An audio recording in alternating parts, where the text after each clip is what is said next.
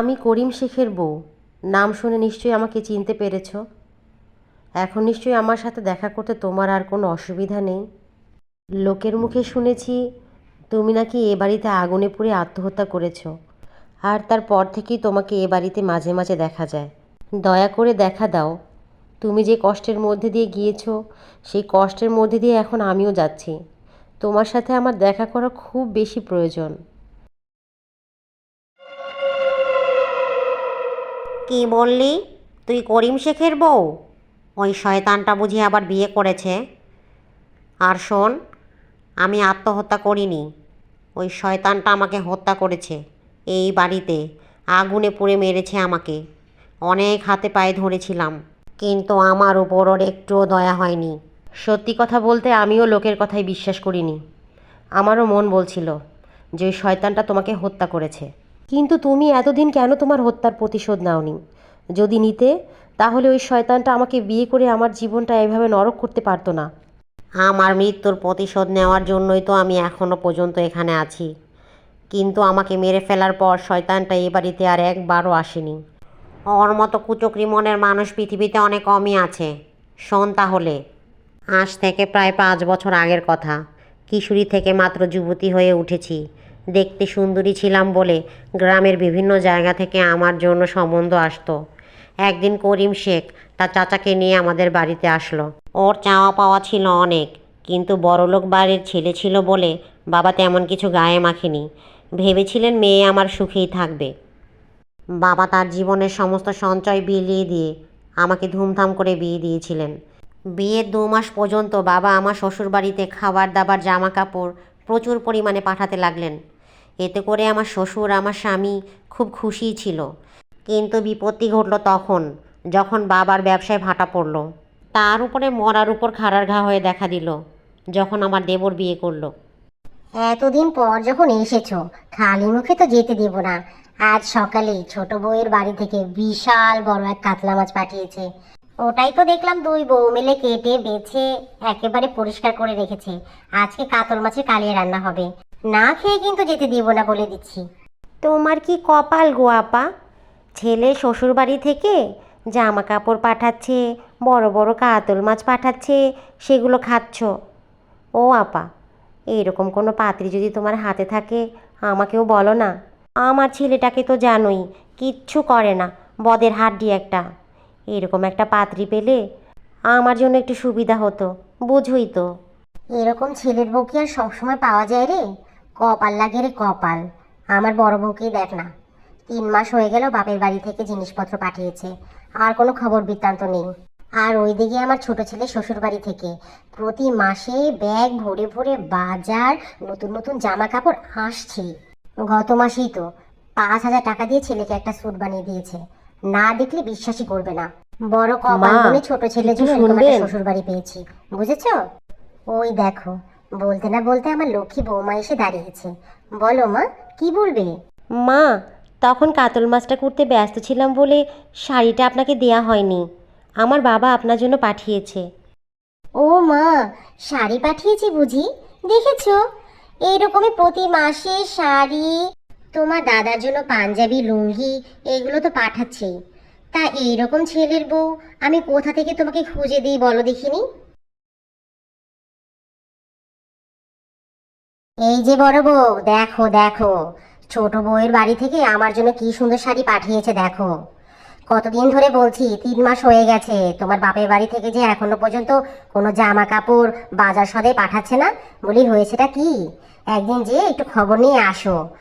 এরপরে ছেলে যদি তোমার গায়ে হাত তোলে আমার কিন্তু কিছু করার থাকবে না, এই বলে দিলাম। আমি কাল সকালে গিয়ে খবর নিয়ে আসবো মা, আপনি কোনো চিন্তা করবেন না।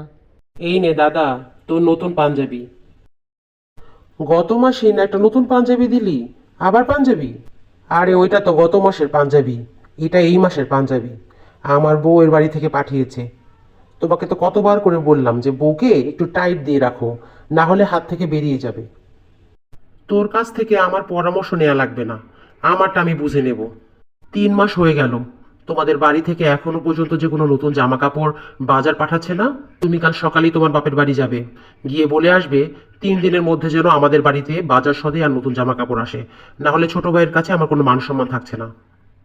তুমি তো জানোই বাবার ব্যবসায় অনেক বড় ক্ষতি হয়ে গেছে, আর তারপর থেকেই বাবা দেনা দায়ে একেবারে জর্জরিত।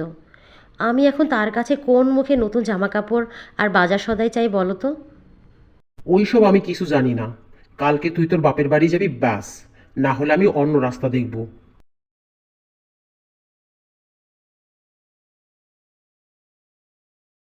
কেমন আছো মা? রূপালি এসেছিস? আয় মা, এখানে এসে বস। বাবা কোথায় মা? বাবার শরীরটা কি ভালো আছে? তোর বাবার শরীরটা ভালো নেই, পাওনাদারদের টাকা কিভাবে শোধ করবে সেই চিন্তায় চিন্তায় একেবারে অসুস্থ হয়ে গেছে। তা তুই এসব ছাড় না মা, তুই কেমন আছিস বল। কী রে মা, উঠে দাঁড়ালি যে? বস, তোর বাবা তো এখনই চলে আসবে। না মা, এখন আর বসবো না। বাবা কেমন আছে সেটাই জানতে এসেছিলাম। আমি যাই মা, পরে আরেকদিন আসবো।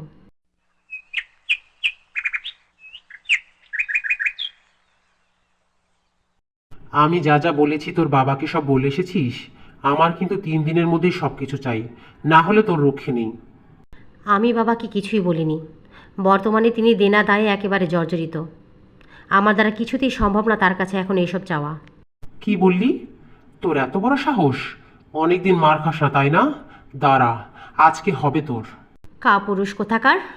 তুমি আমাকে মারো কাটো যাই করো, আমার দ্বারা আমার বাবার কাছে কোনো কিছু চাওয়া সম্ভব না।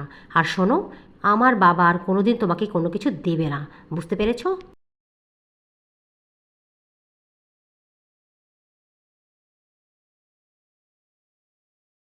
পানি তো দেখছি মাথার উপর দিয়ে উঠে গেছে। কাল সকালের মধ্যে এর একটা কিছু কর। যদি একবার বিদ্রোহ করে আর কিন্তু সামলাতে পারবি না। তুমি চিন্তা করো না মা, কাল সকালের মধ্যেই আমি ওর একটা ব্যবস্থা করছি।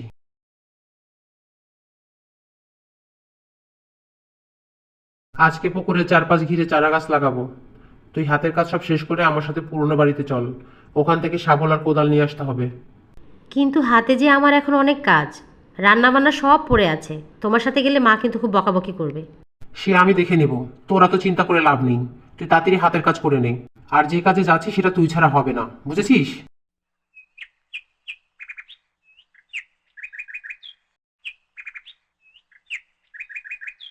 শোন, আমি বাইরে দাঁড়াচ্ছি, তুই ভিতর থেকে গিয়ে কোদাল আর শাবলটা নিয়ে আয়।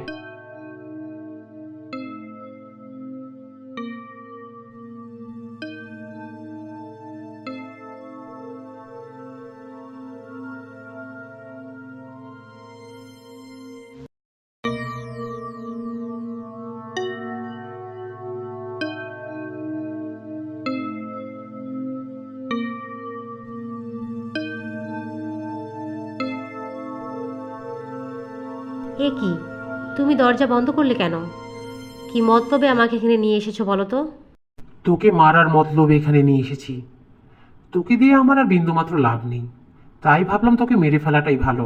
তোর বড্ড বার বেড়েছে, তাই এই বাড়িতেই আজকে তোর ভবলীলা সাঙ্গ করব আমি।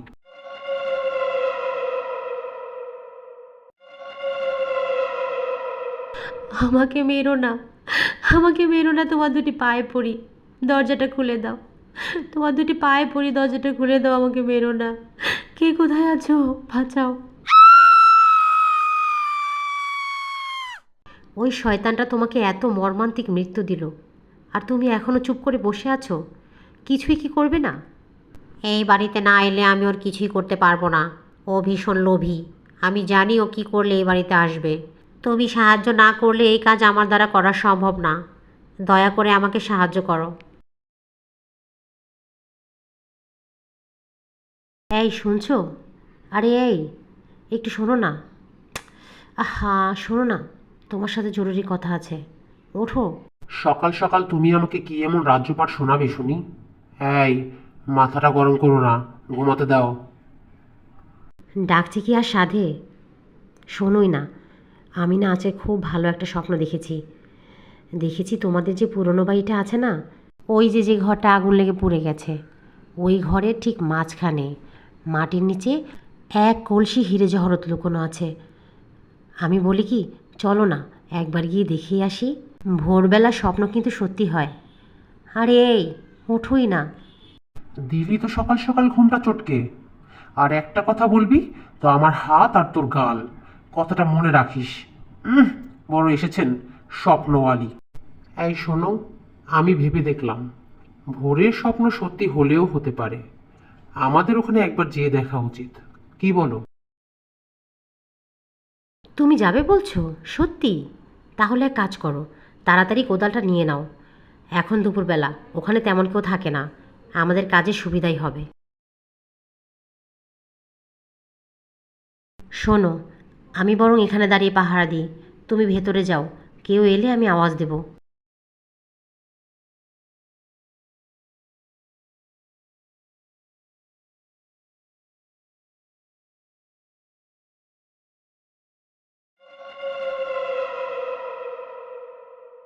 আজ এতদিন পরে আমি আমার প্রতিশোধ নেব। তোমাকে অসংখ্য ধন্যবাদ। বড় যন্ত্রণায় ছিলাম আমি এতদিন। আর তার সাথে সাথে তোমাকে বিদায়ও জানাচ্ছি, কারণ এরপর থেকে তোমার সাথে আমার আর কোনো দিনও দেখা হবে না। তুমি তোমার প্রতিশোধ নাও। করিম শেখের মতো মানুষদের এই পৃথিবীতে বেঁচে থাকার কোনো অধিকার নেই। তোমাকে পুড়িয়ে মেরেছে, কোন দিন আমাকে পুড়িয়ে মারবে। এরপর এই সংসারের আরেকটি মেয়ে আসবে, তার সর্বনাশ করবে। এর থেকে ভালো তুমি তোমার প্রতিশোধ নাও, মেরে ফেলো এই শয়তানটাকে। এ কি, এ কি তুই? তাহলে কি লোকের মুখে যে কথাগুলো শুনেছি সেটা সত্যি? মারিস না আমাকে, ছেড়ে দে বলছি। আ